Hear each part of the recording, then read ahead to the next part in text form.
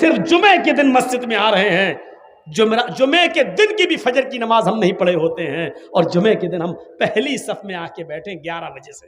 مولانا جرجیس صاحب خطبہ دیں گے, 11 بجے سے مسجد بھر گئی. جو پورے ہفتے مسجد میں نہیں آیا, مولانا جرجیس کا خطبہ سننے کے لیے آج پہلی صف میں بیٹھا, سعودی عرب کا رومال ڈال کے, جنت الفردوس بھی لگایا, خوشبو آ رہی ہے, پہلی صف میں بیٹھا ہوا ہے بیچارہ, سعودی عرب کا رومال بھی ڈالا ہوا ہے. سماج کے لوگ میٹنگ کریں, بتائیں ان بے نمازیوں کے لیے آپ کے ہاں کتنے ایکشن لیے گئے. شرابیوں پر ایکشن نہیں, جواریوں پر ایکشن نہیں, صرف لڑکا لڑکی لے کے بھگ جائے تو ایکشن لے لیتے ہیں آپ. جس طرح لڑکا لڑکی کو لے کے بھاگ رہا ہے اس کی پنچایت تم بٹھا دیتے ہو. شراب کوئی پیتا ہے سماج کے اندر, کبھی پنچایت بٹھائی ہے؟ نماز نہیں پڑھتے ہیں لوگ, مسجدوں کے سامنے چائے کی ہوٹلوں پہ بیٹھے رہتے ہیں. ان پنچوں نے کبھی بیٹھ کر ان بے نمازیوں کے لیے کوئی میٹنگ کی ہے؟ نہیں میرے بھائیوں, سماج کا ایک بڑا حصہ ہے, آپ کو یہ کرنا پڑے گا. حضرت عمر فاروق رضی اللہ تعالیٰ عنہ نے ایک بار فجر کی نماز پڑھائی, اور فجر کی نماز پڑھانے کے بعد جب سلام پھیرا تو کیا دیکھا کہ ایک آدمی کی فجر کی نماز میں ایک رکعت چھوٹ گئی. یعنی وہ بعد میں آیا تھا, حضرت عمر ایک رکعت پڑھا چکے تھے, وہ بعد میں آیا تو ایک رکعت میں شامل ہو گیا. تو اب جب سلام پھیرا جائے گا تو ایک رکعت بعد میں پڑھے گا نا, وہ پوری کرے گا. تو حضرت عمر نے اس کو دیکھا, یہ بعد میں آیا, پھر دیکھتے رہے, پتہ چلا ایک ہی رکعت اس نے پڑھی, یعنی ایک مل گئی تھی, ایک پڑھ لی اور ایک بعد میں پوری کر لی. حضرت عمر نے اس کو کچھ نہیں کہا. جب باہر نکلے تو خفیہ جو CID ہوتی ہے, خفیہ CID جو گپت طریقے سے پتہ لگا کے خبر دیتی ہے کہ یہاں اسلام کے خلاف یہ لوگ ہیں, یہ षڈینتر رچ رہے ہیں, تو خفیہ CID کو بلایا اور کہا کہ دیکھو وہ آدمی جو وہ دیکھو, وہ کہاں, ہاں دیکھا, اس کا نام ڈائری پہ نوٹ کرو. CID نے نوٹ کر لیا. کہا کہ اس کے بارے میں پتہ لگانا, یہ روز دیر سے آتا ہے یا آج ہی دیر سے آیا ہے, نظر رکھنا. میں تو دوسری بستی میں دوسرے علاقے میں جا رہا ہوں, کل بھی دیکھنا اور پرسوں بھی دیکھنا. اگر کل بھی دیر سے آیا اور پرسوں بھی دیر سے آیا, اگر یہ 3 دن دیر سے آیا تو میں اس کو سزا دوں گا. CID نے کہا کیا سزا دیں گے؟ کہا میں اس کا داہنا ہاتھ کاٹ دوں گا اور بایاں پیر, یا دایاں پیر کاٹ دوں گا اور بایاں ہاتھ. ہم اس کا ایک ہاتھ کاٹیں گے اور اس کا ایک پیر کاٹ دیں گے. اگر دایاں ہاتھ کاٹیں گے تو بایاں پیر, اور بایاں ہاتھ کاٹیں گے تو دایاں پیر, اس کو خلاف سے ہم کاٹ دیں گے, ہم اس کو یہ سزا دیں گے. کہا امیر المومنین کیوں؟ کہا میں نے جناب محمد رسول اللہ کو یہ فرماتے ہوئے سنا ہے کہ منافقوں کے اوپر 2 نمازیں بڑی بھاری ہوتی ہیں, ایک عشاء کی اور ایک فجر کی. وہ عشاء کی نماز میں سستی کرتے ہیں اور فجر کی نماز میں تاخیر سے آتے ہیں.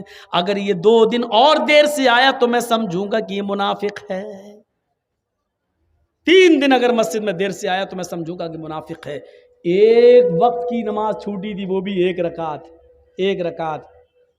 صرف جمعے ہی کے دن نماز پڑھنے والوں, ذرا اپنے گریبانوں میں جھانک کر دیکھو کہ ہم مسلمان ہیں کہ نہیں ہیں. اس کی فجر کی نماز نہیں چھوٹی تھی, ایک رکعت چھوٹی تھی. نماز تو مل گئی تھی, ایک رکعت تو ملی تھی, ایک رکعت بعد میں پوری کر لی. پیشاب پائخانے میں بھی دیر ہو سکتی ہے, سو کر اٹھنے میں بھی دیر ہو سکتی ہے. موبائل کا زمانہ نہیں تھا, الارم کا زمانہ نہیں تھا, آنکھ دیر سے بھی کھل سکتی ہے. بیچارہ سو گیا ہوگا یا جنگل میں کھیت میں لیٹرین اور پیشاب کرنے جانا پڑتا, ہو سکتا ہے کہ لیٹرین میں دیر ہو گئی ہو, بیچارے کو آنے میں کوئی بھی وجہ ہو سکتی ہے. لیکن حضرت عمر نے فوراً سزا نہیں دی, کہا ہو سکتا ہے ایسا, اس لیے آج دیر ہو گئی ہو, لیکن کل بھی دیکھنا اور پرسوں بھی دیکھنا, روز دیر تھوڑی ہوگی. اگر منافقت اس کے اندر آ گئی ہوگی تو یہ کل بھی دیر سے آئے گا اور پرسوں بھی دیر سے آئے گا, اور 3 دن دیر سے آیا تو میں اس کا ایک ہاتھ کاٹ دوں گا اور ایک پیر کاٹ دوں گا.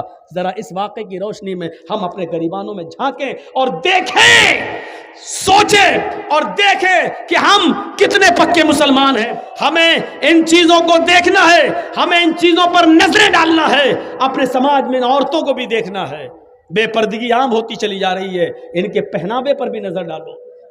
اللہ کے نبی نے فرمایا نساء کاسیات عاریات ممیلات و مائلات. ایک ایسا زمانہ آ جائے گا کہ تم عورتوں کو دیکھو گے کہ بظاہر تو وہ کپڑے پہنے ہوئے ہوں گی, لیکن حقیقت میں وہ کپڑے نہیں ہوں گے, وہ اندر سے برہنہ ہوں گی, اندر سے ننگی ہوں گی. دیکھ لیجیے آپ, ہاف آستین کے کپڑے پہن رہی ہیں آپ, جو غیر شادی شدہ ہے، جن کی شادی نہیں ہوئی، وہ شلوار سوٹ پہنتی ہیں، آستینیں کھلی ہوئی ہیں، دوپٹہ بھی اب سر پہ نہیں رہا۔ اللہ کے رسول جب معراج پہ گئے تو آپ نے دیکھا کہ کچھ عورتوں کو سر کے بال پکڑ کر ایک درخت سے لٹکا دیا گیا جہنم کے اندر، اور ان کو الٹا الٹا ان کو گھمایا جا رہا ہے، اور ان کے ہاتھ پیچھے سے باندھ دیے گئے ہیں، اور ان کے دونوں سینوں میں، عورتوں کے دونوں سینوں میں کھنجر بھونک دیے گئے ہیں یہاں سے، اور یہاں نکال لیا گیا ہے، یہاں سے کھنجر ڈالا، یہاں نکالا گیا ہے۔ پوچھا اللہ کے نبی نے، جبریل یہ کون عورتیں ہیں جن کو اتنا دردناک جہنم میں عذاب دیا جا رہا ہے، جن کے سر کے بال پکڑ کر ان کو لٹکا دیا گیا ہے اور ان کے سینوں میں کھنجر چبھو دیے گئے ہیں؟ جبریل نے فرمایا، اے اللہ کے نبی، یہ وہ عورتیں ہیں جو دنیا میں اپنے بال کھول کر چلا کرتی تھیں، اپنے بالوں کو دوپٹے سے نہیں ڈھانکتی تھیں، اپنے سر پر اوڑھنیاں نہ ڈالا کرتی تھیں، اپنے سروں پر اوڑھنیاں نہیں اوڑا کرتی تھیں، یہ کھلے بال لے کر چلتی تھیں، بازار میں، اسکولوں میں، کالجوں میں ان کے بال کھلے رہتے تھے۔ اور یہ وہ عورتیں جن کے سینوں میں کھنجر ڈال دیے گئے ہیں، یہ اپنے سینوں پر اوڑھنیاں، چادر نہیں ڈالتی تھی، اتنا ٹائٹ کپڑا پہنتی تھی کہ کپڑا پہننے کے باوجود ان کے سینے کا حصہ اٹھا ہوا نظر آتا تھا۔ غیر مرد ان کے سینے پہ نظر ڈالا کرتے تھے، آج ان کے سینوں کو چبھو دیا گیا ہے، ان کے سینوں میں کھنجر ڈال دیا گیا ہے، ان کے سینوں میں کھنجر بھونک دیا گیا ہے۔ ہماری ماں بہنیں یہ عذاب پہ کہیں مبتلا نہ ہوں، ان کے سر کے بال پکڑ کر ان کو لٹکایا نہ جائے، ان کے سینوں میں کہیں کھنجر نہ چبھ ہو جائیں۔ ان کو کہو اپنی بیٹیوں سے اسکول میں جائیں تو کم سے کم اوڑھنیاں اور ڈھیلی چادر اپنے جسموں پہ ڈال لیں۔ فرمایا ایک ایسا زمانہ آ جائے گا کہ عورتوں کو دیکھو گی کہ کپڑے پہننے کے باوجود ننگی ہوں گی، ممیلات و مائلات، لوگوں کی طرف مائل ہوں گی اور ان کو اپنی طرف مائل کریں گی، اتنا میک اپ کریں گی، لال رنگ کا کپڑا تو لال رنگ کی لپسٹک، بلو رنگ کا کپڑا تو بلو رنگ کی لپسٹک، ہرے رنگ کا کپڑا تو ہرے رنگ کی لپسٹک، میچنگ نہیں بگڑنی چاہیے، میچنگ نہیں بگڑنی چاہیے۔ یہ میک اپ اتنا کریں گی کہ نوجوانوں کو اپنی طرف کھینچیں گی اور خود نوجوانوں کی طرف کھنچ جائیں گی۔ لا يدخلن الجنت ولا یجدن ریحھا، یہ عورتوں کو جب دیکھو تو سمجھ لینا یہ عورتیں کبھی جنت میں داخل نہیں ہوں گی اور جنت کی خوشبو بھی نہیں پائیں گی۔ ایسی عورتوں پر اللہ نے جہنم واجب کر دی اور جنت کو حرام کر دیا، یہ عورتیں کبھی جنت کے اندر داخل نہیں ہوں گی۔ جنت میں داخلے کے لیے ڈھیلا ڈھالا کپڑا ضروری ہے، پردہ ضروری ہے۔ حضرت فاطمہ کا انتقال کا وقت آیا تو رو رہی تھی، کہا علی نے کیوں رو رہی ہو، ایک دن تو سب کو اس دنیا سے جانا ہے۔ کہا علی میرے شوہر، میری ایک وصیت ہے اس کو یاد رکھنا۔ بتاؤ تو میری بیوی ہی نہیں، محمد رسول اللہ کی بیٹی بھی ہو، بتاؤ کیا وصیت ہے؟ فرمایا جب میرا انتقال ہو جائے، میری روح نکل جائے تو مجھے رات میں دفنانا، دن میں نہیں۔ عشاء کی نماز کے بعد اندھیرے میں میرا جنازہ لے کر قبرستان جانا، دن میں نہیں۔ حضرت علی نے کہا یہ تم نے ایک نئی مصیبت میرے اوپر ڈال دی۔ مان لو فجر کے بعد اگر تمہارا انتقال ہو جاتا ہے تو ظہر کے بعد دفن کیا جائے گا، ظہر میں انتقال ہوتا ہے تو عصر میں، اب فجر کے بعد اگر انتقال ہو جائے تب بھی ہم عشاء کے بعد تمہیں دفنائیں، یہ کہاں کی عقل مندی ہے؟ فرمایا اے علی، اے میرے شوہر، میرے اوپر یہ احسان کرنا جو میں آپ سے کہہ رہی ہوں، میرے جنازے کو رات کی تاریکی میں لے جانا، میرے جنازے کو رات کے اندھیرے میں اٹھانا۔ پوچھا ایسا کیوں کہہ رہی ہو؟ کہتی ہے کہ میں ایسا اس لیے کہہ رہی ہوں کیونکہ میں یہ نہیں چاہتی کہ میرے مردہ جسم پر پڑے ہوئے کفن پر بھی کسی غیر مرد کی نظر پڑے، میرے مردہ جسم پر پڑے ہوئے کفن پر بھی کسی غیر مرد کی نظر پڑے۔ میں چاہتی ہوں کہ میرا جنازہ جب اٹھے تو میرے کفن کو بھی کوئی نہ دیکھے، میری شکل صورت تو بہت دور کی بات ہے۔ حضرت فاطمہ کی یہ نصیحت تھپڑ مار رہی ہے آج ہماری بیٹیوں اور ہماری بیویوں کے منہ پر، ہماری عورتوں کے منہ پر۔ غور کریں، مرنے کے بعد کوئی نکاح نہیں کر سکتا ہے، مرنے کے بعد کوئی کسی سے دلچسپی نہیں رکھتا ہے، کتنی خوبصورت لڑکی کیوں نہ زمین پہ پڑی ہو، اگر مر گئی تو اس کی طرف کوئی انٹرسٹ نہیں لیتا ہے۔ لیکن حضرت فاطمہ کیا کہہ رہی ہیں کہ میرے انتقال کے بعد میرے مرے ہوئے جسم پر پڑے ہوئے کفن پر بھی کسی غیر مرد کی نظر نہ پڑے۔ ایک طرف اس پردے کو دیکھیے اور ایک طرف ہمارا سماج، ہماری سوسائٹی، اور اس سوسائٹی میں گھومنے والی آوارہ گائیں۔ आवारा भेड़ों को देखिए, आज मुझे कहना पड़ रहा, आवारा गायें, आवारा भैंसें, आवारा बकरियां, आवारा भेड़ें, इनको कहना पड़ रहा है। आप ये मत कहिए कि मौलाना जर्जीस मिसाल गलत दे रहे हैं। जरूरत पड़ने पर कुरान ने भी चौपाइयों की मिसाल दी है। उलाइका कल अनआम बल हुम अज़ल, ये चौपाइयों की तरह हैं बल्कि उनसे भी ज्यादा गए गुजरे। जब कुरान इंसान को अल्लाह चौपाइयों की तरह कह सकता है, अगर हमने इनको बेलगाम घोड़ी और बेलगाम ऊँटनी या हमने आवारा भेड़ो बकरी कह दिया तो कोई गलत नहीं किया। क्या आपने किसी मौलाना को ये पावर दिया? सिर्फ इतना पावर है कि जर्जी साहब यहाँ कुर्सी पर बैठे हो, 1.5 घंटा 2 घंटा जितनी देर बोल रहे हो, बस यहाँ पर जो चाहो बोल दो।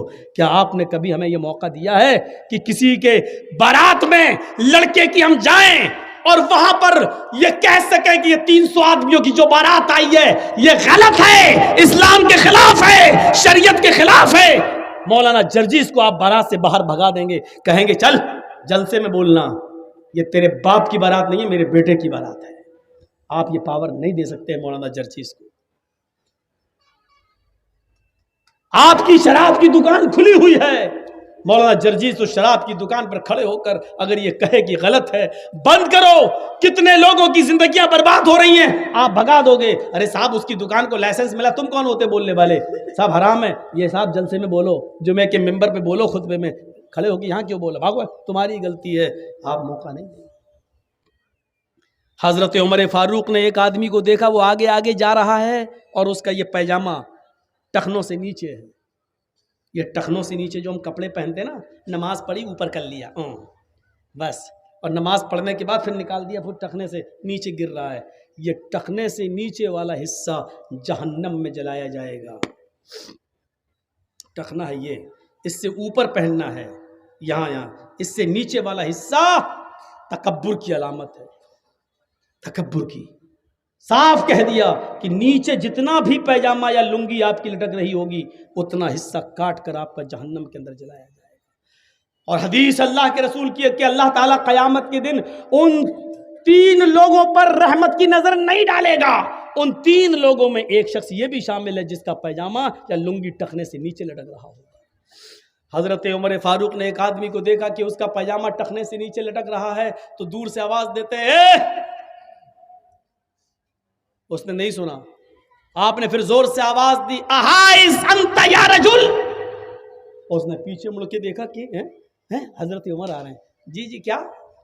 अहाइस अंता, अरबी के जुमले देखिए। हजरत उमर ने क्या कहा? अहाइस अंता, क्या तुझे महीना आ रहा है? महीना समझते ना, लेडीज को जो पीरियड आता है, जो एमसी होती है, महीने में चंद दिन उनको जो ब्लड आता है, तो हजरत उमर ने उस आदमी से कहा, हाय संता, क्या तुझे पीरियड आ रहा है? वो क्या इधर उधर देखने लगा है, किससे कह रहे हैं? अमीरुल मोमिनीन किससे कह रहे हैं? यहाँ तो कोई औरत नहीं जा रही है। कहा कि अंता कह रहा हूं तब भी समझ में नहीं आ रहा है, तुझे कह रहा हूं, तुझे पीरियड आ रहा है, महीना आ रहा है, एमसी हो रही तुझे। कहता मुझे?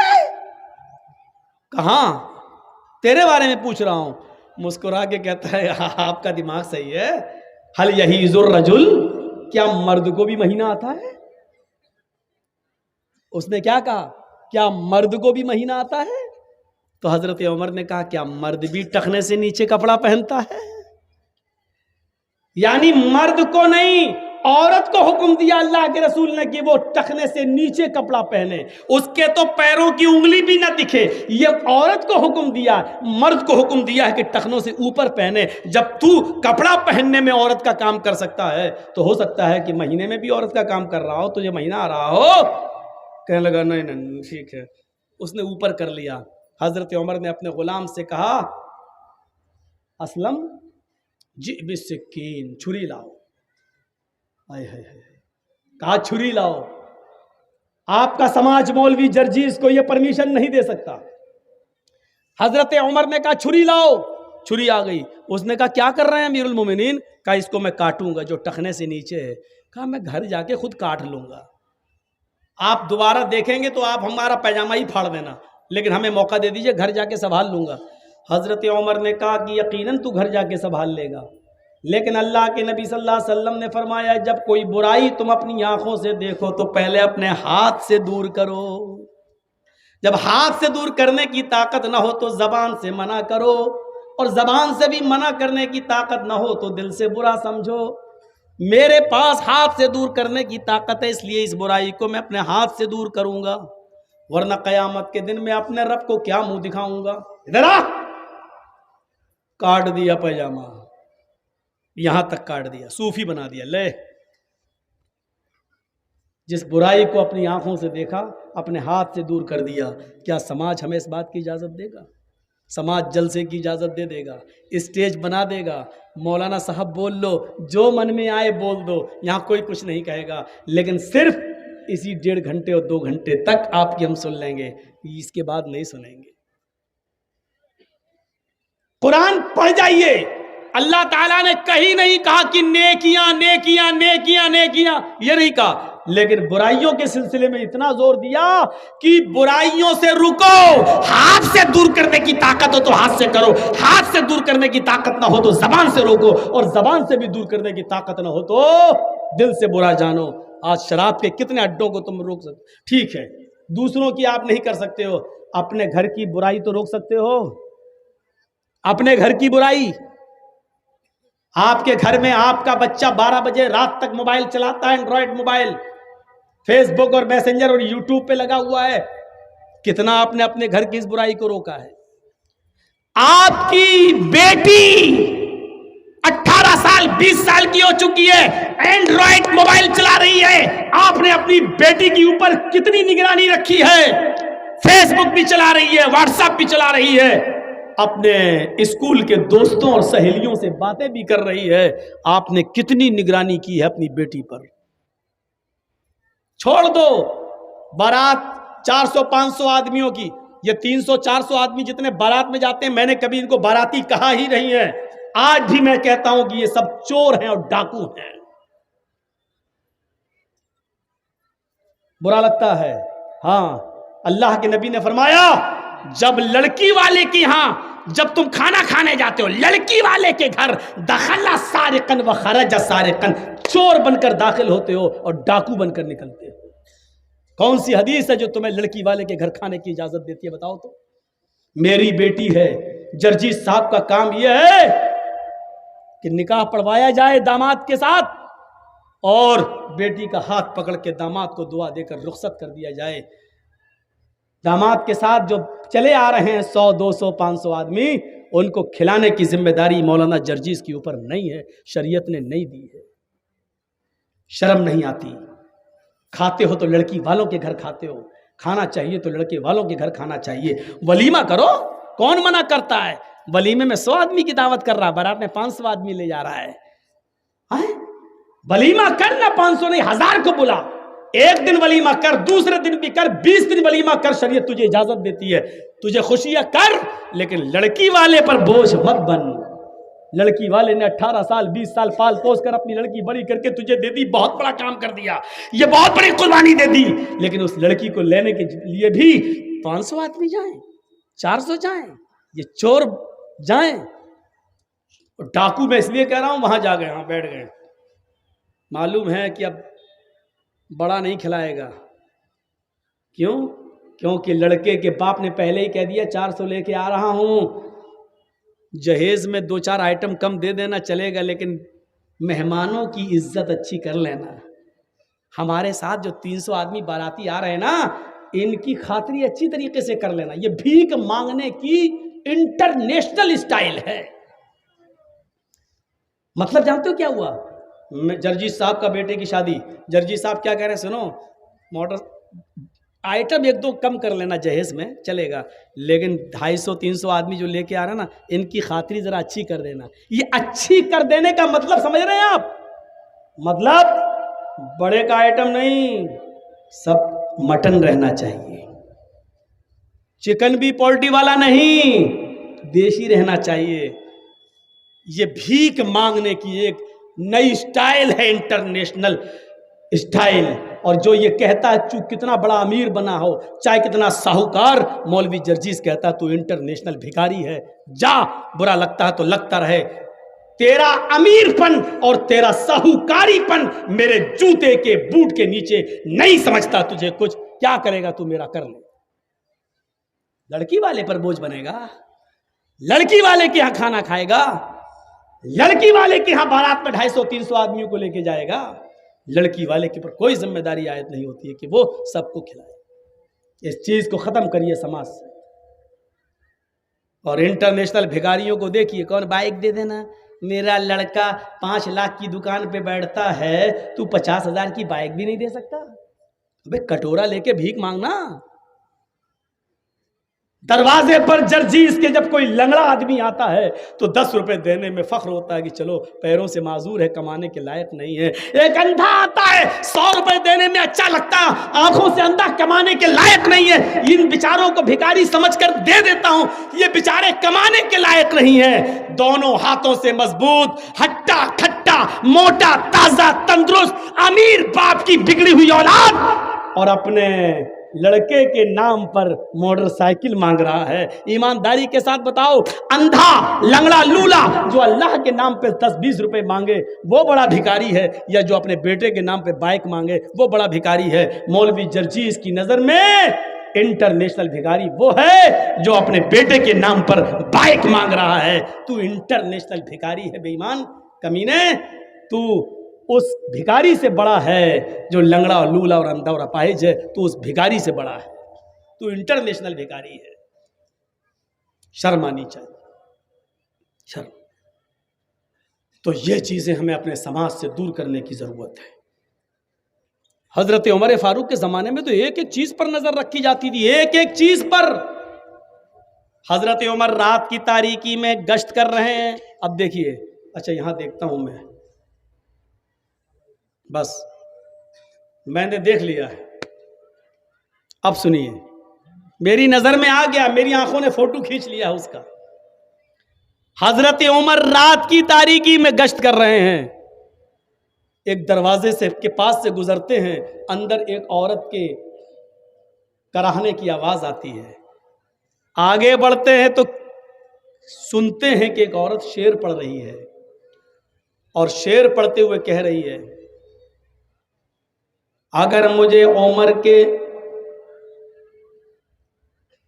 سپاہیوں کا ڈر نہ ہوتا تو آج میں نضر ابن حارث کو اپنے گھر بلاتی, اور آج میری 4 پائیوں کی چولیاں بول رہی ہوتی. مجھے عمر کا ڈر نہ ہوتا تو آج نضر ابن حارث سے میں اپنے جسم کی تسکین کر لیتی, نضر ابن حارث کو بلا لیتی اور میں اس کے ساتھ اپنا منہ کالا کر لیتی, اپنی 4 پائی کی کچر مروا لیتی, اس کی آوازیں نکل جاتی. یہ عربی میں شعر پڑھ رہی تھی جس کا ترجمہ میں نے آپ کے سامنے رکھ دیا.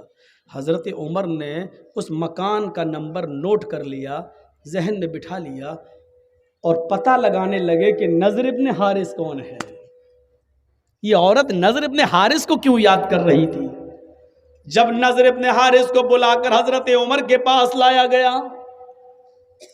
تو کیا دیکھتے ہیں کہ وہ تو بہت نیک آدمی ہے, بہت شریف آدمی ہے, بڑے عبادت گزار ہیں.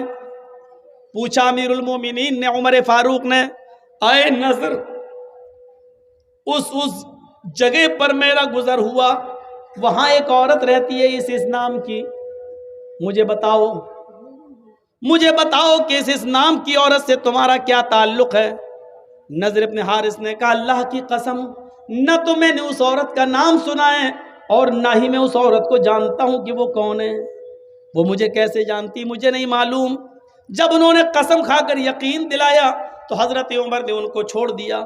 لیکن حضرت عمر کو بڑا تعجب ہوا کہ نضر ابن حارث نے کہ اندر اس عورت نے کیا دیکھ لیا ہے جو ان کو یاد کر رہی تھی. ایک طرفہ آگ لگی ہوئی تھی محبت کی, اور کہہ رہی تھی کہ اگر مجھے عمر کا ڈر نہ ہوتا تو نضر ابن حارث کو میں اپنی 4 پائی پر بلاتی اور آج میں اس کے ساتھ زنا کرتی, میں اس کے ساتھ منہ کالا کرتی. اب حضرت عمر نے اس عورت کو بلوایا. جب وہ عورت آئی تو اس سے پوچھا, اے عورت, نضر ابن حارث کون ہے؟ پہلے تو وہ آناکانی کرنے لگی, کون نظر, نہیں میں نہیں جانتی. حضرت عمر نے اپنے خادم سے کہا, کوڑا نکالو, یہ ایسے جواب نہیں دے گی. جب حضرت عمر فاروق نے کوڑے کو لہرایا تو کہنے لگی بتا رہی ہوں، کوڑا دیکھتے ہی کہنے لگی بتا رہی ہوں۔ پھر اس نے بتایا کہ نضر ابن حارث مجھے نہیں جانتا، لیکن میں نضر ابن حارث کو اچھی طرح جانتی ہوں، اور میرا دل اس کے اوپر آمادہ ہے۔ میرا شوہر کئی سالوں سے گیا ہوا ہے، ابھی تک لوٹ کر نہیں آیا ہے۔ تو کہا یہ بتاؤ نضر ابن حارث تو تمہیں جانتے ہی نہیں ہے، پھر کیا بات ہے؟ تمہیں نظر کے اندر کیا چیز اچھی لگی؟ کون سی چیز ہے نظر کی جس نے تمہارے دل میں نظر کے لیے جگہ بنا لی؟ عورت کہتی ہے امیر المومنین ہمیں نضر ابن حارث کے آگے کے بال بہت اچھے لگتے ہیں، ان کے زلفیں بہت اچھی لگتی ہیں، جب وہ عمامہ یا پگڑی اتار لیں تو ان کے بال آگے کے بڑے خوبصورت ہیں، اور ان بالوں کی وجہ سے میرا دل نضر ابن حارث کے اوپر آ گیا۔ آپ نے کہا جاؤ۔ اب نضر ابن حارث کو دوبارہ بلایا گیا۔ نضر ابن حارث جب دوبارہ آئے، امیر المومنین نے کہا آئے نضر، پگڑی اتارو۔ نضر ابن حارث نے جب عمامہ اتارا، پگڑی اتاری، تو کیا دیکھتے ہیں کہ ادھر کے آگے کے بال واقعی ان کے بڑے ہوئے ہیں۔ یہاں آپ پیچھے کے بال بڑھا سکتے ہیں تھوڑے بہت، یہاں تک یہاں تک یہاں تک، لیکن آگے کے بال آپ یہ زلفیں جو ہوتی نا، کبھی دیکھا کبھی کبھی کچھ لوگ تیرے نام سلمان خان ہجڑے جیسی وہ ایکٹنگ ایسے، یہ آگے کے بال صحیح نہیں ہے۔ قرآن نے آگے کے بالوں کے بارے میں کیا کہا؟ لَنَسْفَعًا بِالنَّاسِيَةِ، قیامت کے دن ہم ابو جہل کو پیشانی پکڑ کر گھسیٹیں گے اور گھسیٹ کر جہنم میں ڈال دیں گے۔ پیشانی، ماتھا تھوڑی پکڑا جاتا ہے، کوئی پکڑ کے دکھائے پکڑ جائے گا؟ نہیں۔ تو پیشانی پکڑنے کا مطلب یہ آگے کے بال، یہ بال پکڑ کر ابو جہل کو گھسیٹ کر اس کو جہنم میں ڈالا جائے گا قیامت کے دن۔ تو میرے بھائیوں، آگے کے بال، پیشانی کے بال رکھنا یہ ابو جہل کی نشانی ہے، ابو جہل کی عادت ہے۔ ابو جہل نے آگے کے بال رکھے تھے، اس لیے اللہ نے ابو جہل کے بالوں کا ذکر کر دیا۔ ہم اس کو آگے کے بال پکڑ کر، پیشانی کے بال پکڑ کر اس کو گھسیٹتے ہوئے جہنم میں ڈال دیں گے۔ یہاں میری آنکھیں فوٹو کھینچ چکی ہیں، اب سوچ لو کس کے بال محمد رسول اللہ کی طرح ہو، کس کے بال ابو جہل کی طرح، سوچ لو۔ تو نضر ابن حارث کے جب بال دیکھے تو کہا امیر المومنین نے اے نضر ابن حارث، تمہارے آگے کے اور سامنے کے بالوں نے مدینے کی عورتوں کو فتنے میں ڈال دیا، مدینے کی عورتوں کو خطرے میں ڈال دیا ہے۔ تمہارے آگے کے یہ پیکٹ بال دیکھ کر مدینے کی عورتیں اپنے آؤٹ آف کنٹرول ہونے لگی ہیں، اپنے قابو کھونے لگی ہیں۔ ادھر آؤ۔ نضر ابن حارث کو بٹھایا، پھر ایک باربر کو، ایک نائی کو بلایا، حجام کو بلایا، اور پورا اس طرح لے کر ان کے سر کے سارے بال گھونٹ ڈالے، گنجا کر دیا، ٹکلا۔ کچھ ٹکلے ہمارے دیش کو بھی چلا رہے ہیں، بالکل بال اس کے الگ کر دیے ایک دم۔ نضر ابن حارث نے کہا اگر میرے بال دیکھ کر دوسرا فدا ہو رہا ہے تو اس میں میری کیا غلطی ہے؟ میں نے تھوڑی کہا تھا۔ امیر المومنین کہتے ہیں غلطی تمہاری ہے، تم نے آگے کے اتنے اچھے بال رکھے ہی کیوں ہیں؟ نہ یہ بال رہیں گے اور نہ تمہاں سے لڑکیاں فتنے میں پڑیں گی۔ بال ہی کاٹ دیے اور ان کے سر پہ اب عمامہ باندھ دیا۔ خدا کی قدرت دیکھو، پہلے وہ کم خوبصورت لگ رہے تھے، بال کاٹنے کے بعد، ٹکلا کرنے کے بعد جب عمامہ باندھا تو اور خوبصورت لگنے لگے۔ اب مدینے کی ایک لڑکی ان پر فدا ہوتی تھی، بال کٹنے کے بعد، عمامہ باندھنے کے بعد 10 لڑکیاں ان کے اوپر فدا ہونے لگی۔ حضرت عمر نے کہا یار یہ تو معاملہ ہی عجیب ہو گیا، الٹا ہو گیا، میں تو بال کاٹ کے بھی صحیح نہیں کر پایا، پہلے تو ایک لڑکی مر رہی تھی اب تو 10 مرنے لگی۔ تو کہا میرا کیا قصور ہے؟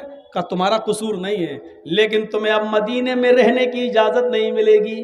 تم جب تک مدینے میں رہو گے تو مدینے کی لڑکیاں فتنے میں مبتلا ہو جائیں گی، اس لیے ساری لڑکیوں کو تو مدینے سے نکالا نہیں جا سکتا، تمہیں ہم مدینے سے نکال رہے ہیں۔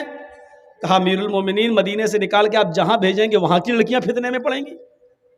کہا کہ میں ایسی جگہ تمہیں بھیج رہا ہوں جہاں مسلمان نہیں ہوں گے، ہم تمہیں عیسائیوں کی بستی میں بھیج رہے ہیں اور تمہارے اوپر یہ ذمہ داری ڈال رہے ہیں کہ تم وہاں جا کر دین کی تبلیغ کرو گے، دین کی دعوت دو گے، دین کا پیغام پہنچاؤ گے۔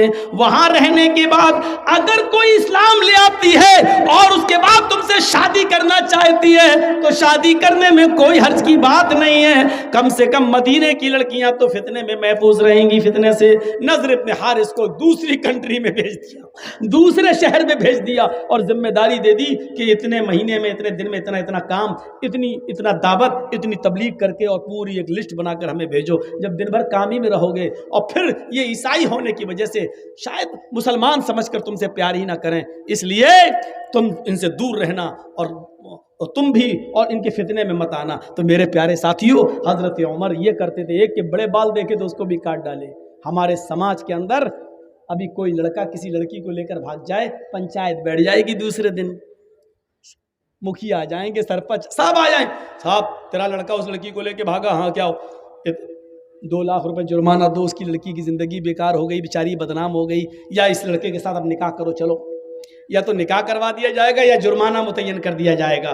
جس طرح لڑکا لڑکی کو لے کے بھاگ رہا ہے اس کی پنچایت تم بٹھا دیتے ہو، سماج کے اندر کسی کے آگے کے بڑے بال ہیں، کتنی پنچایتیں بٹھائی ہیں۔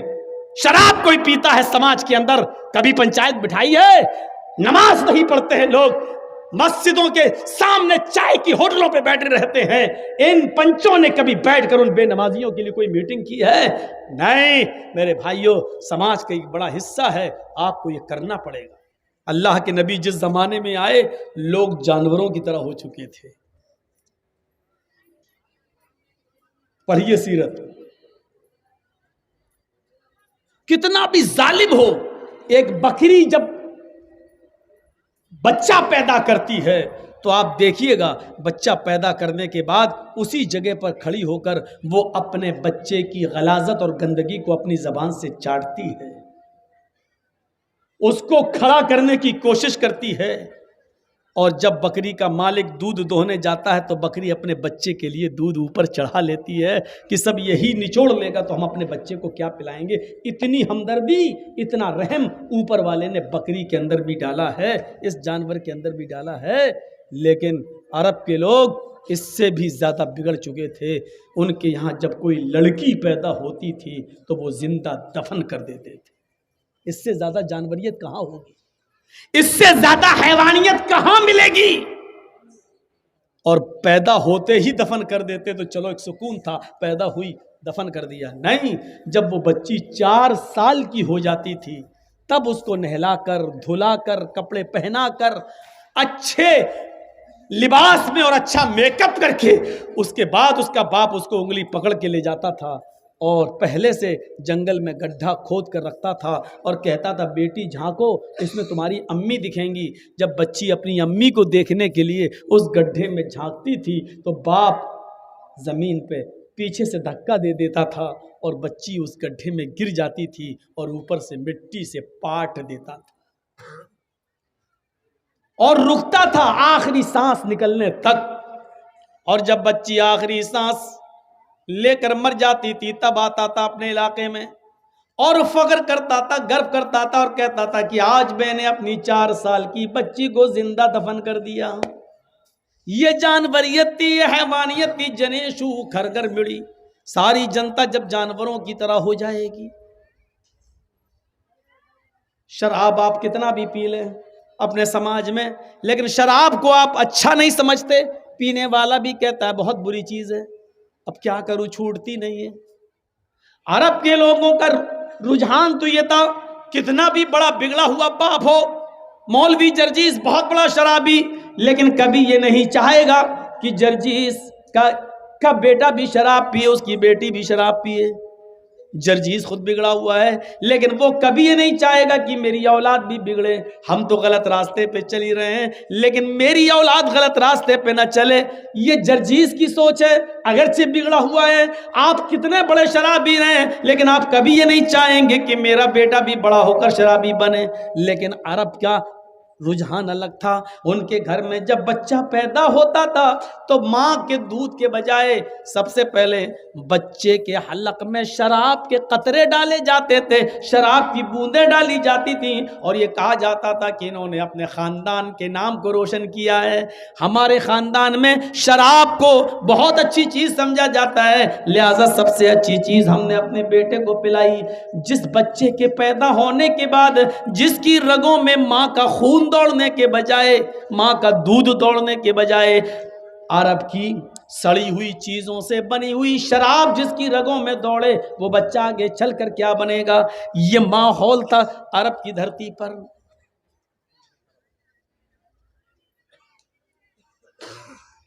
آپ کتنے بھی ظالم ہوں, کتنے بھی گناہگار ہوں, موبائلوں پر گفتگو کر کر کے آپ نے ایک نہیں سینکڑوں لڑکیوں کے ساتھ ناجائز تعلقات قائم کیے ہوں, آپ کی ایک نہیں 10 گرل فرینڈ رہی ہوں,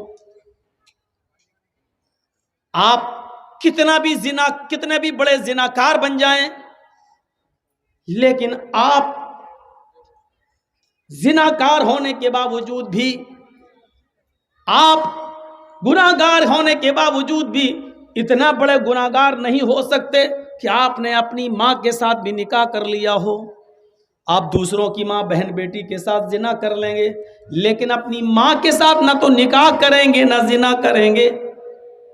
اور اب جانوریت میں اتنا آگے بڑھ گیا تھا کہ ماں کے باپ کے مرنے کے بعد نوجوان لڑکا دیکھتا تھا کہ میری ماں خوبصورت ہے اور میرا باپ مر گیا ہے, یہ میری ماں کسی دوسری جگہ شادی نہ کر لے, تو وہ اپنی ماں کا ہاتھ پکڑتا تھا اور باہر نکال لاتا تھا اور اپنی چادر ماں کے اوپر ڈال دیتا تھا. اس بات کی طرف اشارہ تھا, آئے عرب کے لوگوں, یہ میری ماں نہیں ہے, آج کے بعد یہ میری بیوی بن گئی ہے, میری ماں کو کوئی نکاح کا پیغام نہ دے, میں نے اپنی ماں کو اپنی بیوی بنا لیا. ہم کتنے بھی بڑے گناہگار ہوں, ماں کو بیوی نہیں بنا سکتے ہیں. میرے بھائیوں, عرب اس میں بھی آگے بڑھ گئے تھے اور اپنے باپ کے مرنے کے بعد اپنی ماں کو اپنی بیوی بنا لیا کرتے تھے. ہم کتنے بھی بڑے ظالم ہوں اور گناہگار ہوں, لیکن شادی کے بعد اپنی بیوی کو کسی پرائے مرد کے ساتھ بھیجنا اور پرائے مرد کے بستر پہ سونا ہم گوارا نہیں کر سکتے تھے. لیکن عرب کے اندر نکاح کا طریقہ یہ تھا کہ ایک نوجوان لڑکا کسی لڑکی سے شادی کر کے لاتا, اس لڑکی کو اپنے گھر میں لاتا, وہ میری بیوی ہے لیکن اس کے ساتھ رات نہیں گزار سکتا تھا, ابھی نہیں گزارے گا. اپنی بیوی کو جو نکاح کر کے لے تو آیا ہے, ودا کر کے لے تو آیا ہے, لیکن ابھی شدھ نہیں ہوئی ہے. وہ لڑکا جو نکاح کر کے لایا ہے اپنی بیوی کو اپنے دوست کے بستر پہ بھیج دیتا تھا, جاؤ تم اس کے بستر کو گرماؤ, اس کے بستر پہ سو جاؤ اور اتنے دن رہو جب تک کہ اس آدمی کی شرمگاہ سے تمہیں حمل نہ ٹھہر جائے, تمہیں بچہ نہ ہو جائے. پڑھیے بخاری شریف کتاب النکاح, اور زمانے جاہلیت کے نکاح میں جب پڑھتے پڑھتے اس جگہ پہنچیں گے تو زمانے جاہلیت کے 3-4 نکاح آپ کے سامنے آئیں گے. ان نکاح کے چیپٹر میں آپ دیکھیں گے وہ لڑکا بیوی میری لیکن میں اپنی بیوی سے نہیں مل سکتا, اس کو بھیج دیا جاتا تھا اپنے دوست کے ساتھ, جاؤ اس کو لے جاؤ. اور جب پتہ چلتا تھا کہ وہ میرے دوست کا بچہ اس کے پیٹ میں ٹھہر گیا, حمل ٹھہر گیا, تب یہ دوست جاتا, یہ پتی جاتا اور اپنی بیوی کو وہاں سے لے آتا اور اپنے پاس رکھ لیتا. یہ اس بات ایسا اس لیے کیا جاتا کہ ایسا کرنے سے ان کی آستھا, ان کا عقیدہ, ان کا بلیف یہ تھا کہ بچہ نیک پیدا ہوگا. میرے بھائیوں, یہ شادی کا ایک گھنونا طریقہ تھا. آپ اپنی بیوی کو کسی دوسرے کے بستر پر نہیں بھیج سکتے ہیں.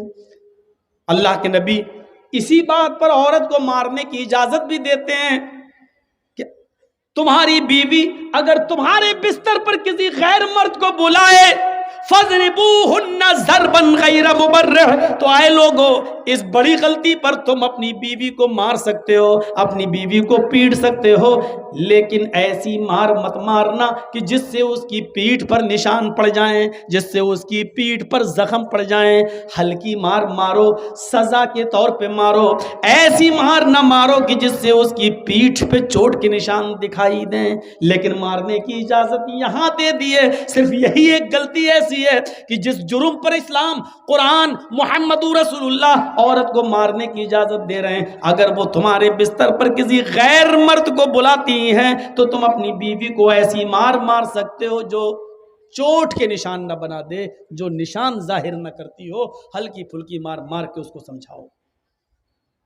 عرب کے اندر نکاح کا ایک طریقہ یہ بھی تھا، جانوریت دیکھیے کیا تھا۔ ایک خوبصورت لڑکی، اس کے پاس 3 سے زیادہ اور 10 سے کم لوگ جاتے ہیں، 3 بھی جا سکتے ہیں، 4 بھی، 5 بھی، 6 بھی، 7 بھی، 8 بھی، 9 بھی، 10 تک، 10 سے زیادہ نہیں، اور اس کے ساتھ زنا کرتے۔ اور جب بچہ پیدا ہوتا تو جتنے لوگ اس کے پاس اب تک آئے ہیں ان کو بلاتی، وہ سب کو، ادھر آؤ، سب آتے، اور مجال نہیں تھی کہ کوئی نہ آئے۔ یہ سماج میں اصول تھا، جتنے گئے، عورت بلا رہی تو سب کو آنا پڑے گا، سب آتے۔ 3 گئے تھے تو 3 آئیں گے، 10 گئے تو 10 آئیں گے، 6 گئے تو 6، جتنے لوگ اس عورت سے ملے وہ سب کو بلاتی اور سب کو لائن سے بٹھال دیتی، سب بیٹھتے، وہ عورت سب کو کھانا کھلاتی، اور کھانا کھلانے کے بعد کہتی، تم لوگوں کو تو اپنا معاملہ معلوم ہے، تم میرے پاس آئے، تم میرے پاس آئے، تم میرے پاس آئے، تم نے میرے ساتھ زنا کیا، میرا جسم حاصل کیا، اب یہ بچہ پیدا ہوا ہے۔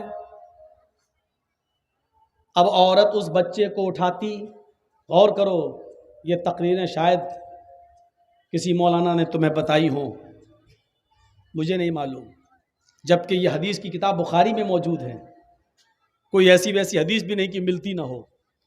وہ عورت اس بچے کو اٹھاتی، اور ان لوگوں میں جو 10 سے کم ہوتے ہیں، 10 تک، اس سے زیادہ نہیں، وہ عورت اس بچے کو اٹھاتی اور ان 10 لوگوں میں سے جس کی گود میں ڈالنا چاہتی اس کی گود میں ڈال دیتی۔ وہ عورت اس بچے کو جس کی گود میں ڈال دے، یہ عورت اسی کی بیوی بن جاتی، اور وہ آدمی اس کا پتی کہلاتا، اور وہ بچہ اسی مرد کا کہلاتا جس کی گود میں ڈال دیا گیا۔ اس طریقے سے اس عورت کو اس مرد کے ساتھ بھیج دیا جاتا، اور اس بچے کو کھلانے پلانے کی ذمہ داری اس مرد کی اوپر عائد ہو جاتی۔ یہ نکاح کا ایک دوسرا گھناؤنا طریقہ تھا۔ ہمارے سماج میں یہ جانوریت ابھی بھی نہیں پائی جا رہی ہے۔ میرے بھائیوں، ایک عورت کے پاس چاہے کتنے مرد چلے جائیں، لیکن عورت یہ اچھی طریقے سے جانتی ہے کہ میرے پیٹ میں پلنے والا بچہ ہے کس کا۔ یہ عورت ہی بتا سکتی ہے، آدمی نہیں، یہ عورت ہی بتا سکتی ہے کہ وہ بچہ ہے کس کا، اس کی گود میں ڈال دیا۔ آؤ تمہیں نکاح کا ایک تیسرا طریقہ بھی بتاؤں جو عرب کی دھرتی پر تھا، جو محمد رسول اللہ صلی اللہ علیہ وسلم کے آنے سے پہلے اور نبی بننے سے پہلے یہ جہالت عرب کی سرزمین پر تھی، اور جس کی طرف وید نے اشارہ کیا ہے۔ جب ساری جنتا جانوروں کی طرح ہو جائے گی، بھائی جس کو جانا اٹھ کے چلا جاؤ، بیچ میں اٹھو گے تو ہمیں ڈسٹرب ہوگا۔ دیکھیے پہلے آگے بیٹھ جائیں گے اور بعد میں پھر بھاگنے لگیں گے۔ پتہ نہیں، ہم تو اتنی آسان اردو بول رہے ہیں کہ آپ کے دماغ میں بیٹھ جائے۔ ہم کوئی حیدرآباد اور بمبئی میں تقریر تھوڑی کر رہے ہیں کہ اسپیڈ میں ہو اور وہ سب سمجھنے والے ہیں۔ ہم معلوم ہے 20 سال سے ہم آپ کے علاقے میں آ رہے ہیں، ہمیں معلوم ہے کون سے جملے استعمال کرنا چاہیے، یوز کرنا چاہیے۔ ہم بہت آسان، اور اسی لیے آپ بھی ہمیں بلاتے ہیں، ورنہ یوپی میں تو ہزاروں مولوی بھرے پڑے ہیں۔ آپ ہم ہی کو لائک کر رہے ہیں، پسند کرتے ہیں، میں جانتا ہوں، کیونکہ آپ ہماری بات کو سمجھ رہے ہیں، پھر بھی بھاگ رہے ہیں۔ کبھی کبھی جب 90 سال کا بڈھا اٹھ کے جب جاتا ہے تو ہم کو اور غصہ آتا ہے، تو آیا کیوں تھا؟ اور بیچ میں جب 80 سال کا 90 سال کا بڈھا اٹھ کے جا رہا تو اب وہ جا کے کیا کرے گا؟ اب وہ چاچا جی چاچی کے کام کے بھی نہیں رہے، لیکن اٹھ کے جا رہے ہیں، اب جا کے کریں گے کیا وہاں جا کے؟ گھر پہ سمجھ میں ہی نہیں آتا۔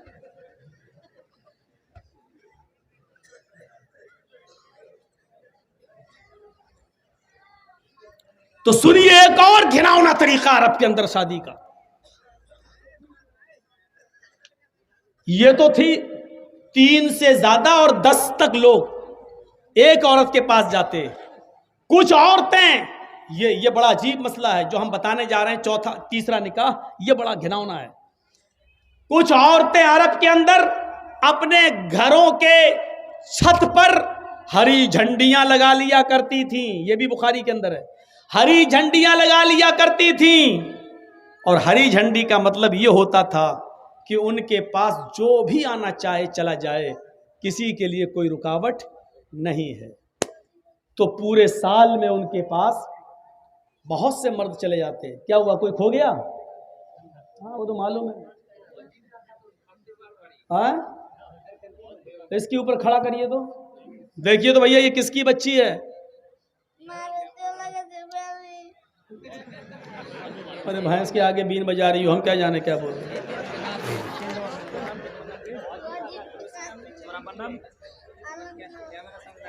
آؤ بھائی ادھر آؤ کیمرے کے سامنے. دیکھیے بھائی یہ کس کی بچی ہے؟ جس کی ہو لے جاؤ، نہیں تو ہم یو پی لے جائیں گے. چلو گی ہمارے ساتھ؟ چلو گی؟ واجبہ خاتون ہے بھائی، اس کا نام واجبہ خاتون، جس کی ہو. اور باپ کا نام عالمگیر. واجبہ خاتون، باپ کا نام عالمگیر. ہاں چل کانتی پار ہے، وہ پہنچ جائے گی. ٹھیک ہے چلو ٹھیک ہے، بیٹھو بیٹھو بیٹھو، آ جاؤ آ جاؤ. بچیوں کو مائیں سنبھالتی ہیں. ওয়াজিফা খাতুন, বাবার নাম আলমগীর।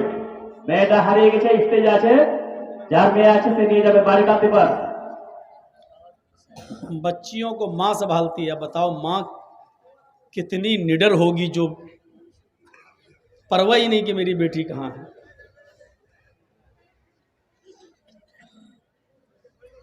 بازار اتار میں گھومو دیکھو تو مولانا جرجیز کی تقریر تو سمجھ میں آ نہیں رہی ہوگی.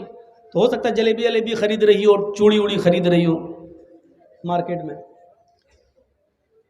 تو ہری جھنڈیاں لگا لیا کرتی تھیں. ہری جھنڈیوں کا مطلب ہوتا تھا کہ جو آنا چاہے آ جائے. پورے سال میں ان کے پاس پتہ نہیں کتنے مرد چلے جاتے تھے، لیکن جو بھی جاتا وہ سب کا نام نوٹ کرتی، اور اس کو معلوم ہوتا کہ ہمارے پاس اتنے مرد آ چکے ہیں.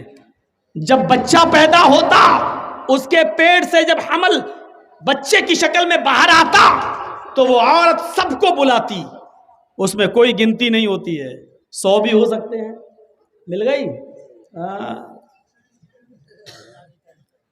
سب کو بلاتی.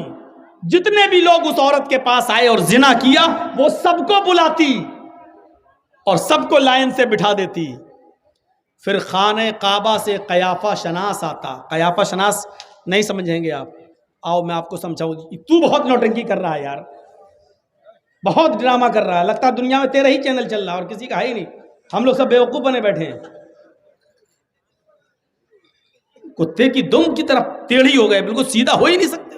کب سے بول رہا ہوں میں، خاموش ہو جاؤ، سامنے بیٹھ رہے. قیافہ شناس کو بلایا جاتا. قیافہ شناس خانہ کعبہ سے. آپ کے ہاں اس کو کیا بولتے ہوں گے ہمیں نہیں معلوم. وہ ان سب لوگوں کو دیکھے گا، 100 150 200 جو آدمی ہیں ان کی شکل دیکھے گا، اور پھر بچے کی شکل دیکھے گا. مطلب یہ بچہ سب سے زیادہ کس کی شکل سے مل رہا ہے.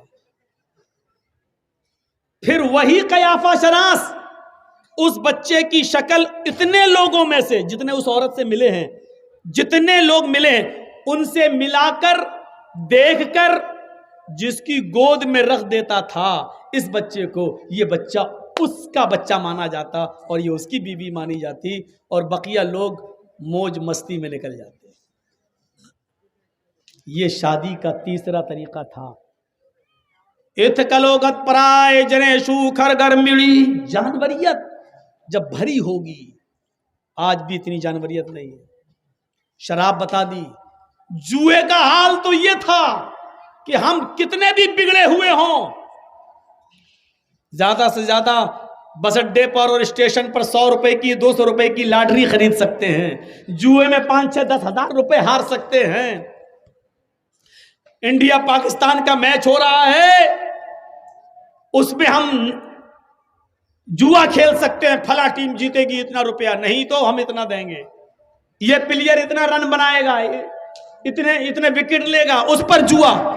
ये एक है हमारे यहाँ गंभीर समस्या। लेकिन चाहे कितने बड़े जुआरी हों, लेकिन आज तक ये नहीं सुना गया है कि जुआ खेलते वक्त किसी ने जुए में रकम हार जाने के बाद अपना घर, और घर भी हार जाने के बाद अपनी बीवी, और बीवी को भी हार जाने के बाद अपनी बेटी भी जुए में लगा दी हो। हमने आज तक ये नहीं सुना है। अरब के अंदर जुए में जब रकम हार जाते थे तो मकान लगा दिया करते थे, और मकान जब जुए में हार जाया करते थे तो अपनी बीवी जुए में लगा दिया करते थे, और बीवी भी जब जुए में हार जाते थे तो अपनी 16, 17, 18 साल की जवान बेटी भी जुए में लगा दिया करते थे। हितकलोगत प्रायजनेषु खरकर्मिणि धर्मत्राणाय सत्वैनि भगवान उत्तरष्यति। जब बहुत ज्यादा अंधकार होगा, बहुत ज्यादा गुमराही होगी, बहुत ज्यादा जब जानवरियत और हैवानियत फैल जाएगी, धर्मत्राणाय, तब धर्म की रक्षा करने के लिए, सत्वैन और सत्य को स्थापित करने के लिए, सत्य को नाफिज करने के लिए, सच्चाई को लागू करने के लिए, सच को कायम करने के लिए भगवान अवतरष्यति, भगवान अवतार भेजेगा, कल्कि को भेजेगा, उन्मा को भेजेगा, नराशंस को भेजेगा, महामत को भेजेगा। महमिद आएंगे, अहमद आएंगे, अहमद आएंगे, मोहम्मद आएंगे, उस वक्त आएंगे। तो आप देख लीजिएगा, हालात बताते हैं अरब के, जब ये जानवरियत फैल गई थी, उसी माहौल में मोहम्मद रसूलुल्लाह को नबी बनाकर भेजा गया। कितने मौलाना स्टेज पे थे जब हम आए, यहाँ से लेके वहाँ तक कुर्सी भरी पड़ी थी, स्टेज पे भी मौलवियों की तादाद। और आपके इलाके में कितने मदरसे होंगे, कोई गिनती याद है? 40-50 आपके इलाके में। पूरे बंगाल में कितने होंगे, गिनती नहीं है, मैं मालूम। आप थोड़ी देर के लिए सोचिए, आप किस इलाके में 40-50 मदरसे, और एक मदरसे से कितने मौलवी बन के निकलता है? एक साल में 40-50 मदरसों से कितने मौलवी बन के निकलते होंगे? इतने मौलाना मिलकर भी, इतने मदरसे मिलकर भी हमारे समाज, हमारे गांव, छोड़ दीजिए दूसरा, आपके अपने इलाके से, क्या नाम है इस गांव का? राहटपुर। इसी इलाके से, सिर्फ राहटपुर डिस्ट्रिक्ट उत्तर दिनाजपुर, आप देख लीजिए, इतने मदरसे होने के बाद, इतने मौलवी होने के बाद, आज भी राहटपुर से, सिर्फ आपके गांव से सब मिलकर सिर्फ जहेज की प्रथा खत्म नहीं कर पाए, और गुनाह तो छोड़ दीजिए, सिर्फ जहेज नहीं मिटा पाए। आज भी लड़का शादी के मौके पर लड़की वालों से बाइक, मोटरसाइकिल मांगता है, 2.5-3 लाख 5 लाख रुपए की डिमांड करता है। बताएं इस मदरसों से क्या फायदे हो रहे हैं, और इन मौलवियों से जो पढ़ के निकल रहे हैं, आज एक बुराई नहीं मिट पाई, एक बुराई। अरब की सरजमीन पर जुआ अपनी चरम सीमा पे था, शराब अपनी चरम सीमा पे थी, जिनाकारी, बदकारी अपनी चरम सीमा पे थी। कोई गुनाह ऐसा नहीं था जो अरब की धरती पर ना होता हो, और अकेले सिर्फ जनाबे मोहम्मद रसूलुल्लाह सल्लल्लाहु अलैहि वसल्लम ने शराब को ऐसे खत्म किया कि जब आपने शराब को हराम होने का ऐलान किया तो मक्के की नालियों, मदीने की नालियों में शराब ऐसे बह रही थी जैसे पानी का सैलाब आ गया हो।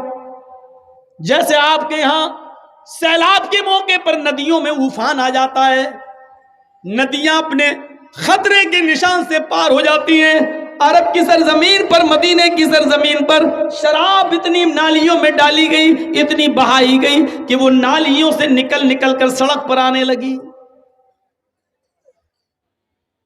जुए की हुर्मत का ऐलान किया तो देखिए लोगों ने बाइक वक्त जुआ छोड़ दिया। जिनाकारी की हुर्मत का ऐलान किया तो औरतें ऐसी पाक दामन बन गई, इतनी नेक बन गई कि आप उसकी मिसाल नहीं दे सकते। کیونکہ اسلام جانتا ہے، محمد رسول اللہ کو معلوم ہے، ایک عورت کی سب سے بڑی عزت وہی چیز ہے، شرمگاہ۔ اسی لیے قتل کے لیے 2 آدمیوں کی گواہی مانگی گئی ہے، لیکن زنا کے لیے 4 لوگوں کی گواہی مانگی گئی ہے، تاکہ کوئی کسی عورت کو ایسے ہی بدنام نہ کر دے، کوئی کسی لڑکی پر ایسے ہی تہمت نہ لگا دے۔ مولوی جرجیس نے ایک لڑکے کو اور ایک لڑکی کو زنا کرتے ہوئے دیکھا ہے، بند کمرے میں دیکھا ہے، دونوں کو ننگی اوستھا میں دیکھا ہے، لیکن صرف جرجیس نے دیکھا ہے۔ جرجیس اپنی زبان پہ کنٹرول کر، اسلامی حکومت اگر موجود ہو تب بھی تم نہیں بولو گے، اس لیے کہ تمہارے پاس 4 گواہ نہیں ہیں۔ کسی بھی لڑکی کی عزت و آبرو کو تم اچھال رہے ہو، یہ ان کا ذاتی معاملہ ہے، وہ چاہیں تو توبہ کر کے اپنے رب کو منا سکتے ہیں، لیکن جرجیس صاحب کو تو دشمنی ہے اس لڑکے سے بھی اور اس لڑکی سے بھی۔ آئے اور کہہ دیا صاحب ان دونوں کو میں نے غلط کام کرتے ہوئے دیکھا اور حقیقت میں دیکھا اور سچ میں دیکھا، میں قسم کھا کے کہتا ہوں کہ اللہ کی قسم میں نے دیکھا، لیکن اس کے باوجود اسلامی سماج، جہاں اسلامی قانون ہوگا وہاں میری بات نہیں مانی جائے گی، میری بات نہیں مانی جائے گی۔ جرجیس صاحب تم نے دیکھا؟ ہاں۔ دوسرا گواہ؟ صاحب ہمیں نہیں معلوم۔ دیکھنے کے باوجود ہم مجرم ہیں۔ دیکھیے ایک لڑکی کی عزت کو اسلام نے کتنا پیارا بنایا ہے، جس کو ہم موبائلوں میں بات کر کر کے چھلنی چھلنی کر دیتے ہیں۔ گفتگو ہوئی؟ ہاں آ جاؤ، اس جلسے میں بھی آئی ہوں گی، فون پہ بات کر کے 3-4 بجے سیٹنگ ہو گئی ہوگی، ہاں فلاں جگہ ملیں گے۔ آج تو تمہارے پاپا بھیج ہی دیں گے جلسے کے نام پہ، کون روکے گا؟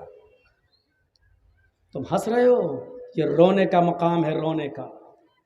ہماری بہنوں بیٹیوں کے لیے کہاں پر میٹنگیں ہو چکی ہیں کہ ان کو کالجز اور یونیورسٹی میں پڑھاؤ اور جگہ دو اور غیر مسلموں سے ان کے نکاح کرواؤ اور 2-4 بچے پیدا کر کے بچے اپنے پاس رکھ کے ان کو چھوڑ دو۔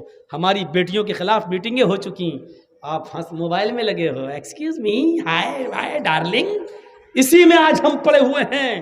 یاد رکھو جس راستے پہ تم چل رہے ہو، اللہ کی قسم یہ راستہ تمہارے گھر تک جاتا ہے، تمہاری دہلیز تک جاتا ہے۔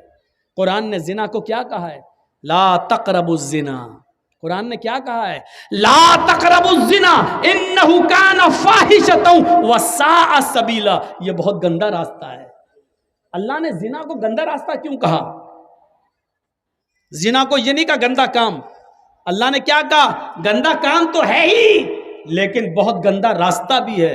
یہ گندا راستہ کیوں کہا؟ پورے 1 سال تک میں یہی ڈھونڈتا رہا کہ جب زنا گندا کام تھا تو گندا کام کہہ دیا تھا اللہ نے، کافی تھا، لیکن گندا راستہ کیوں کہا ہے؟ زنا راستہ کیسے ہو سکتا ہے گندا راستہ؟ 1 سال تک پڑھا، 1 سال تک کتابوں کی ہم نے پنے پلٹے، 1 سال تک ہم نے چیک کیا، 1 سال تک مولویوں سے رابطے قائم کیے، 1 سال تک بڑے بڑے علماء سے ہم نے کانٹیکٹ کیا، تب 1 سال کے بعد ہم اس نتیجے پہ پہنچے کہ اللہ نے اس کو گندا راستہ اس لیے کہا کیونکہ جس راستے پہ تم چل رہے ہو اس کی منزل تمہارے گھر تک جاتی ہے۔ یعنی تم دوسروں کی بہن بیٹی کے ساتھ جو زنا کرنے کا ارادہ کرتے ہو، حقیقت یہ ہوتی ہے کہ جس راستے پہ چل کے تم دوسروں کی بہن بیٹیوں کی عزت لوٹتے ہو، یہ راستہ تمہارے گھر تک جاتا ہے، یعنی تمہاری بہنوں بیٹیوں کی عزت بھی لوٹی جاتی ہے۔ اس لیے اللہ تعالیٰ نے اس کو گندا راستہ کہا ہے۔ گندا راستہ، ہم سمجھ رہے ہیں کہ دوسرے کی بہن ہے اس کے ساتھ ہم غلط کام کر رہے ہیں، حقیقت یہ ہے کہ یہ راستہ ہماری بہن تک جا رہا ہے۔ ہم سمجھ رہے ہیں کہ دوسرے کی بیٹی ہے جس کے ساتھ ہم غلط کام کر رہے ہیں، حقیقت یہ ہے کہ ہم اپنی بیٹی کے لیے دروازہ کھول رہے ہیں اور یہ راستہ ہماری بیٹی تک آتا ہے۔ کتنے دن ہو گئے ہم نے نہیں بتایا، اور شاید آپ کو معلوم ہو کہ ہمارے علاقے کا واقعہ ہے کہ ایک امیر آدمی نے ایک رکشہ چلانے والے کو، جس کی صرف ایک بہن تھی، بس ایک بہن، کوئی نہیں تھا اس کا، کسی بات پر ناراض ہو کر FIR کر کے اس لڑکے کو جیل پہنچا دیا۔ اب بہن اکیلی ہو گئی، محلے کے لوگوں نے ساتھ دیا، اس کا کھانا پانی ہر طریقے سے اس کو کوئی تکلیف نہیں ہونے دی۔ 4 سال کے بعد جب لڑکا جیل سے چھوٹا تو بہن اپنے بھائی سے چپک گئی, رونے لگی. بھائی نے تسلی دی, بہن اب کیوں روتی ہو, میں تو آ گیا ہوں. بہن نے کہا بھائی گاؤں کے لوگوں نے بہت ساتھ دیا, اگر آج یہ گاؤں والے ساتھ نہ دیتے تو آج آپ کی بہن آپ کو چہرہ دکھانے کے لائق نہیں ہوتی. آپ کو جیل سے چھڑانے کے لیے میں اپنے جسم کو بیچنے کے لیے تیار ہو چکی تھی, در در کی ٹھوکریں کھانے کے لیے تیار تھی. آپ کو جیل سے چھڑانے کے لیے میں اس دلدل میں قدم رکھنے کے لیے تیار تھی, لیکن محلے والوں نے مجھے اپنی بیٹی اور اپنی بہن کی طرح سمجھا اور مجھے اپنے گھر میں پناہ دی. بھائی نے اپنی بہن کے منہ پر ہاتھ رکھا. ارے چاچا جی چپ کرا دو ان کو, میرے کان میں آواز جا رہی. اب وقت ہے ان کا من ربو کا اور ماں دینوں کا تیاری کریں کہ تمہارا رب کون ہے. فرشتے سوال کریں گے, اسٹیج پہ بول رہے ہیں چاچا.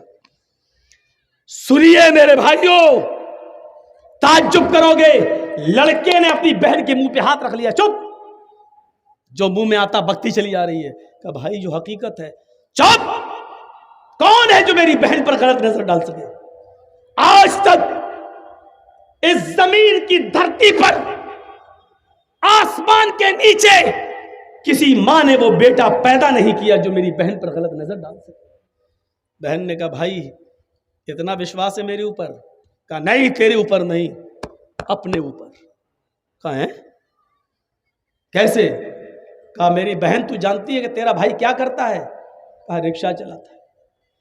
تیری بہن تیرا بھائی صبح اٹھتا ہے شام تک رکشہ چلاتا ہے, تجھے پالتا ہے پوستا ہے اور تیرے جہیز کے سامان کی تیاری کرتا ہے, تیرا گھر بسانے کی تیاری کرتا ہے. تیرے بھائی کے رکشے پر صبح سے لے کے شام تک پتہ نہیں کتنی عورتیں بیٹھتی ہیں اور کتنی اسکول کی اور کالج کی لڑکیاں تیرے بھائی کے رکشے پر بیٹھتی ہیں. میری بہن تیرے بھائی کے رکشے پر جتنی بھی لڑکیاں آج تک بیٹھی ہیں, میں نے ان لڑکیوں کو اپنی بہن کی نظر سے دیکھا ہے. جب میں نے آج تک کسی کی بہن پر غلط نظر نہیں ڈالی تو میری بہن پر غلط نظر کون ڈال سکتا ہے؟ یہاں بیٹھے ہوئے جتنے لوگ ہیں سماجیوں سنو, اتر دیناج پور کے چپے چپے سے آنے والوں سنو, اپنی بہن پر بھروسہ وہی کرنا یہاں سے اٹھنے سے پہلے جو اپنے آپ کو بھروسے کے لائق سمجھتا ہو. اتنا یاد رکھنا, اگر تم نے کسی کی بہن اور کسی کی بیٹی کی عزت و آبرو سے کھیلا ہے تو حقیقت میں تم نے اپنی بہن اور اپنی بیٹی کی عزت و آبرو سے کھیلا ہے. اس نوجوان نے صاف کہا میں نے آج تک تیرے بھائی کے رکشے پر جتنی لڑکیاں بیٹھی بہن کی نظر سے دیکھا, جب میں نے کسی کی بہن پر غلط نظر نہیں ڈالی تو میری بہن پر کون غلط نظر ڈال سکتا ہے؟ اس جملوں سے ہمیں اور آپ کو سبق لینا چاہیے. سبق, اگر آپ نے کسی کی بہن اور بیٹی پر غلط نظر ڈالی تو یاد رکھنا ہم نے راستہ بنا دیا ہے اپنے گھر میں اپنی بہن اور اپنی بیٹی کے دروازے تک پہنچنے کا. الفاظ کڑوے ہیں مگر حق بجانے بھون, الفاظ سخت ہیں لیکن اللہ کی قسم غلط نہیں ہیں. الفاظ میں تھوڑی سی سختی ہے لیکن میں معافی نہیں مانگوں گا کیونکہ معافی کا چندہ کرنے کی عادت میری نہیں ہے. کس بات پر معافی مانگوں؟ کوئی غلط بات میں نے نہیں کہی ہے. اگر تم دوسروں کی بہنوں بیٹیوں پر غلط نظر ڈالو گے تو ہماری بہنوں بیٹیوں پر بھی غلط نظر ڈالی جائے گی. کما تدین تدان, عربی زبان کا مقولہ ہے جیسا کرو گے ویسا بھرو گے.